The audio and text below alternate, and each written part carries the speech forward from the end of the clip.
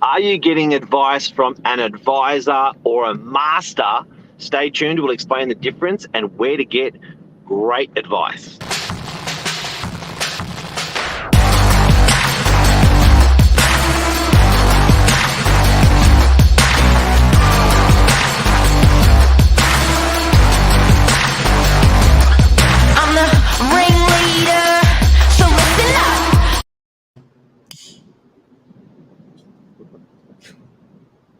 Mr. Ringleader, how are you?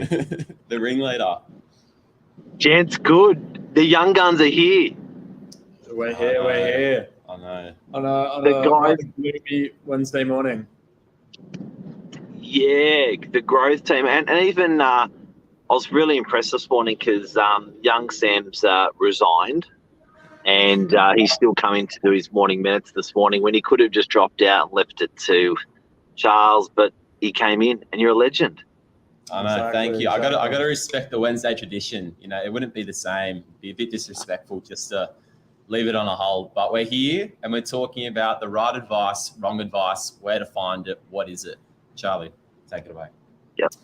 Yeah. So we're speaking a bit off air this morning about it. Us and Mark, we were really tossing up advice, talking about what we've just spoken about, you leaving. Stuff like that, where to get the right advice, how to know if it's the right advice, and what the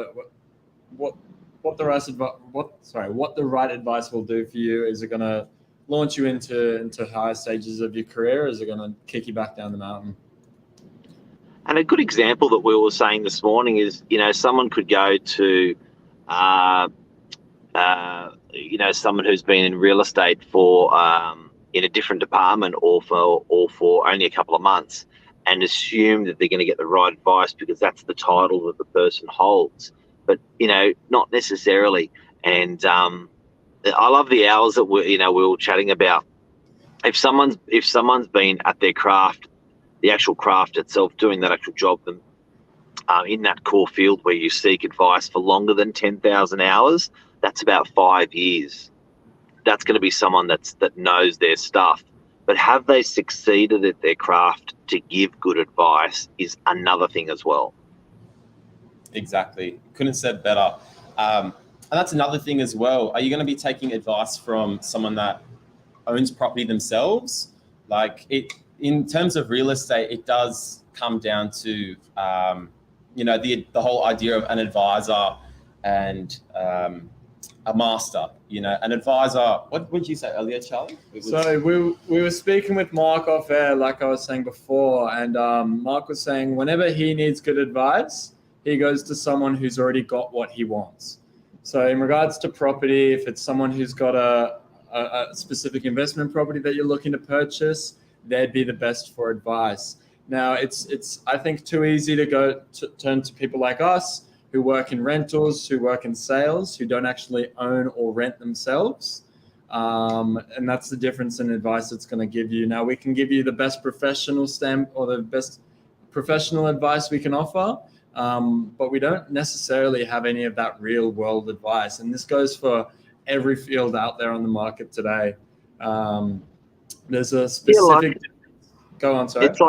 It's like if you want to know about a neighbourhood, often you'd think I'll ask the real estate agent, but if you go and knock on the neighbour's door and speak to those neighbours and say, hey guys, what's this strata building like, or what's this street like, or what are the neighbours like, you're going to get a different point of view and advice. And the amount of time that I'm speaking to clients that don't have the right advice, and it's like, where did you get that advice from? And it's like, I think this morning is sort of teaching people where to hunt for good advice, particularly real estate, where to hunt for good real estate advice and the things to watch out for.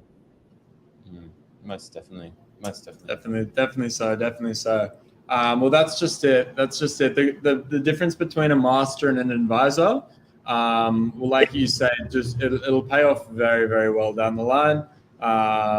It'll be the difference between a good advice, a good investment, and a bad investment. And you know what? It's where the advice comes from as well. I think, guys, when you're getting advice out there, it's where it's coming from in the heart. And what I mean by that is, what are the intentions of the person that's giving the advice? We all love getting advice from family or family or friends, because they've generally got your back. Do you know what I mean? They're not making a commission out of selling you something or putting you in a particular direction.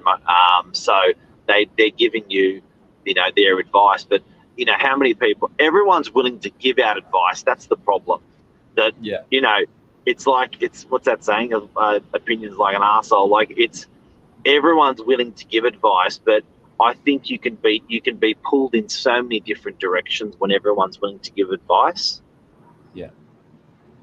100%. Well, yeah, it just boils down to what you're gonna need to take, and what's specific to your circumstance, and what's, like I said before, always sunny behind us in the Novak headquarters, definitely. So, yeah. We got thrown out a bit. The good old Mr. David Goodso. Luke, good morning, everyone. So when you're going to buy a property, so here we go, ripping into the property advice. When you're going to go buying property and you're talking to people in the marketplace, obviously I think the ones that you love that have what you want, I think that's really important, because it's coming from the right place. Do you know what I mean? Not necessarily their not industry knowledge and property knowledge is not going to be 10 out of 10, but they're going to give you a good, solid, hardcore advice as to, the area, how and what they know about the process. You generally want someone who's done it before, so to get the super genius advice that's never actually been in that position before is probably another mistake. So I think good intentions is very important. Been there and done that, I think super important. I believe to be a great property manager, I believe you're a better property manager when you've had an investment property yourself. It's just different again. Yeah. And then I think the amount of hours that, if there's a saying, there's a famous saying out there that if you've mastered 10,000, I remember Luke commented on this last time, if we spoke about it, but if you've done 10,000 hours in your craft, in your particular chosen field of work, you are regarded as a pro. To do 10,000 hours, then that's 250 weeks, which is about 5 years at 40 hours, but you can accelerate that if you're doing 60 hours, for instance. So really, really interesting topic. I think someone like Luke, who's watching today, is a buyer's agent. How many times do you roll your eyes back when you hear when someone makes a comment about, and you're like, where did you get that advice from? It's like, oh, well, and it's like, okay, that's why the advice isn't quite sound. Yeah, just out of curiosity, Mark, what type of advice do you get asked on a daily basis, seeing as a person in your position and your notability? Just out of curiosity. Look, I'll give you the advice. I was in someone's lounge yesterday, and we were talking about, so I was in that same lounge room 8 years ago, and haven't been back. But we've kept in contact. Lovely people. Since then, added to the home as 2 beautiful babies, a lovely wife, and 8 years of complete happiness. Mortgage paid off on a $1.2 million unit.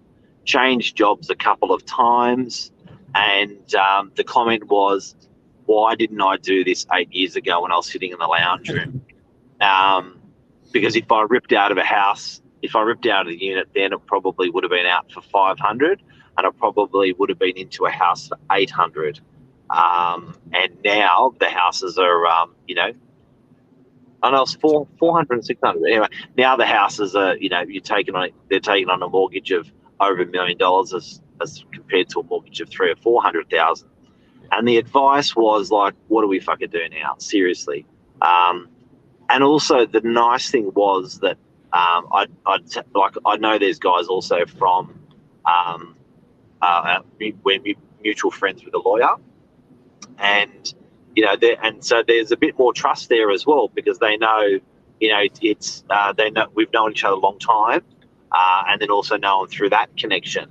And it was almost good because we talked about, a bit of work advice as well, and and a bit of property advice, and bank and financial advice. Like we're saying, you got to talk to a broker. The first conversations you got to have is with the broker, and going through the conversation that the broker's going to ask, and and what to go into. So that would be a typical example of daily with clients, and I think it's holistically, I'm not the one-stop shop, but when you're moving your home, you want to get great advice from different people from different areas of your life.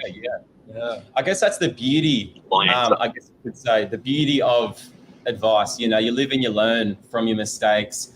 You get advice given to you, and then you move forward. It's a great thing.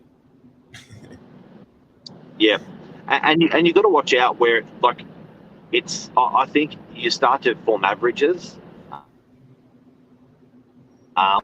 What's Luke saying? It's so true. What happened? I put it up and it went down.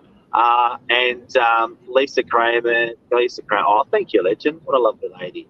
Lisa Kramer's also a buyer's agent. She's just jumped ship from real estate agent. A lot of people doing that lately. But yeah, guys. So I think that's like a typical piece of advice we'd be giving to clients. Look, another piece of advice last night. I was with a property manager going out to a new client, engaging our services and doing a bit of training with the property manager.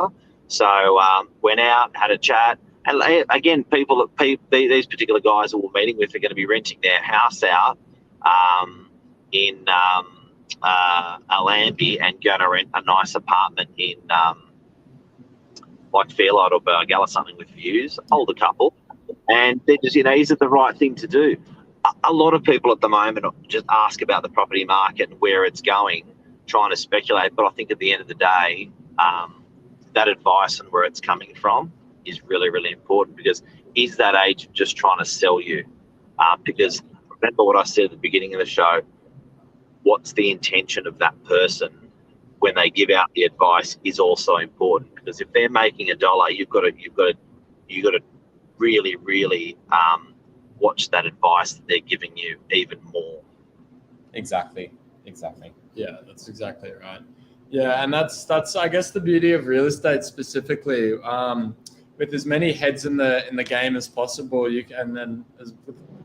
for most people, with as many contacts as they do, especially yourself, you can really validate that advice and make sure it's good with second, third, fourth opinions on stuff. Now, I know specifically for yourself, maybe not such me and Sam yet, but how many friends do you have that own investment properties, own properties, own stuff that you'd like to get into, that we'd like to get into? So you can really validate that advice with second, third, fourth opinions on what to do, just making sure it's like the right advice. Yeah. Absolutely. And Luke Moroney says life and property, 80% mindset, 20% skills and experience. 20% skills and experience and use experts. Yep, 100%. That's right. Because I can give that advice to people, and you know what? I reckon the advice it's different because, okay, as an example for myself, I've got 1,600 landlords under management for a very long time, and you start to see what the guys do that are effective at property investment, effective at being happy, effective at running wonderful businesses and families, and good health. So in no particular order. So you start to sort of see what these guys do, and I think you can pick that up. But like what Luke says, I can actually translate that and give that advice up to a client. But most, like Luke said, I think 80% of people, 100% of those people, most of it's a mindset shift. You know how I mentioned that young couple that haven't moved in 8 years, and I was in their lounge room 8 years ago. It was not a financial decision. They could have still had, family, friends, health, and a house. if they moved over that mindset 8 years ago rather than waiting.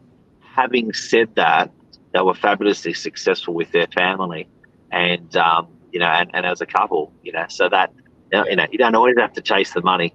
They were, Exactly. you could see Exactly. he took a year off work and spent it with his bub. Like, what a weapon! The best years of his child's life he just captured. So, it's different, but mindsets, yeah. Exactly. Well, It was the same. great chatting with you this morning, Mark. It's going to be said that this is the final hurrah for the one half of the young guns. Now it's just going to be young gun. It's a bit. Oh, we're gonna lose the plural. Yeah. know. That's where are you going? Everyone wants to know. I'm going to on live as well. I'm going to a tech company. I'm doing sales there. It's called NPS Technology Solutions. So if you're on Google or on your phone, give them a Google search. Great company. Just going to be indulging in that, but we'll see how we go. Good luck, Sam. Thanks, Mark. How many years in real estate? One? Yeah, a year and a month or so. Wow. And, the opportunity came up and decided to capitalize.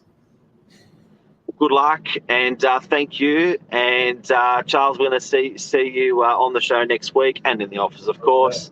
And have a great day, everyone. Where to get good advice, be careful. Thanks, guys. Take care. Yeah, take care.